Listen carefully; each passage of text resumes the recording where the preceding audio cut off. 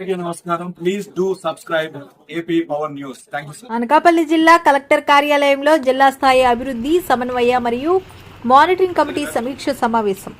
Media సమావేశం నిర్వహించిన MP CM Ramesh కేంద్ర ప్రభుత్వ 58 స్కీముల ద్వారా రాష్ట్రానికి నిధులు మంజూరు చేయడం జరుగుతుంది.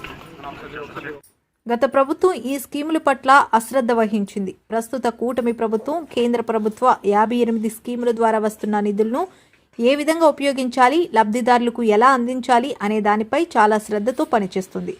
ఈరోజు అధికారులతో నిర్వహించిన సమీక్ష సమావేశంలో కేంద్ర ప్రభుత్వం నిధులు సద్వినియోగం జరిగేలా వారికి దిశానిర్దేశం చేయడం జరిగింది.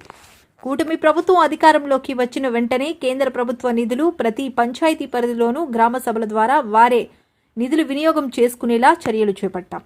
ప్రధాని వికసిత్ భారత్ కోసం చేస్తున్న కృషి ఫలితమే మహారాష్ట్ర ఎన్నికల ఫలితాలు. నవంబర్ 29న అనకాపల్లి జిల్లాలో పలు అభివృద్ధి కార్యక్రమాలకు శంకుస్థాపన చేయడానికి ప్రధాని నరేంద్ర మోడీ విచ్చేస్తున్నారు. కేంద్ర ప్రభుత్వంలోని 58 స్కీములు ఆంధ్రప్రదేశ్లో అనకాపల్లి మొదటగా ఉపయోగించుకోవాలా, ఎక్కువ మంది బెనిఫిట్స్ తీసుకోవాలా, ప్రతి ఒక్క స్కీము ప్రతి ఒక్కరికి కూడా ఈ ఫలితాలు అందాలనే ఉద్దేశంతో ఈరోజు మీటింగ్ పెట్టుకోవడం జరిగింది. అందరూ ఆఫీసర్లు కూడా టార్గెట్స్ ఫిక్స్ చేయడం జరిగింది.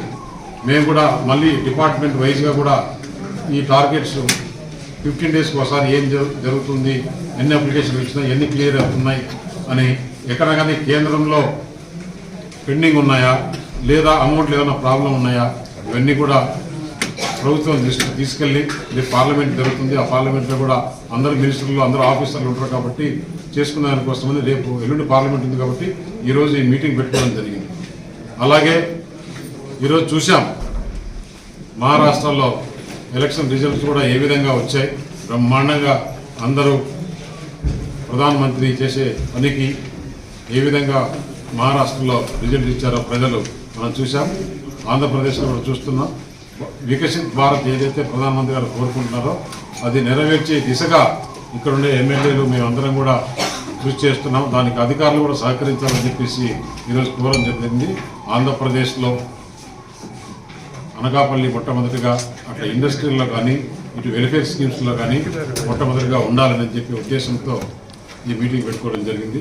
అలాగే రేపు 29వ తారీఖు ప్రధానమంత్రి ప్రోగ్రాం కూడా ఫిక్స్ అయింది.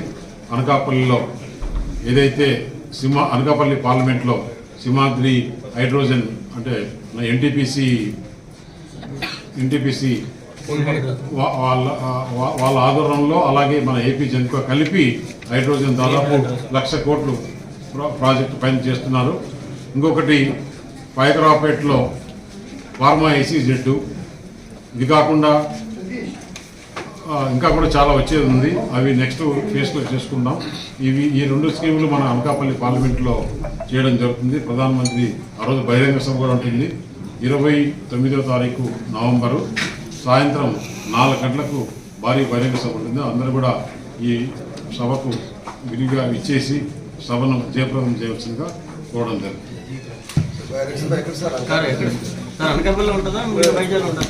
అది లాజిస్టిక్స్ ప్రకారం చూస్తే ఎందుకంటే 4:45కు మీటింగ్ ఉంటుంది కాబట్టి మళ్ళీ వెళ్ళాలంటే ఇక్కడ ప్రాబ్లం ఉంటుంది కాబట్టి వైజాగ్ నుంచి అయితే 15 కిలోమీటర్లు ఉంటుంది ఎయిర్పోర్టు.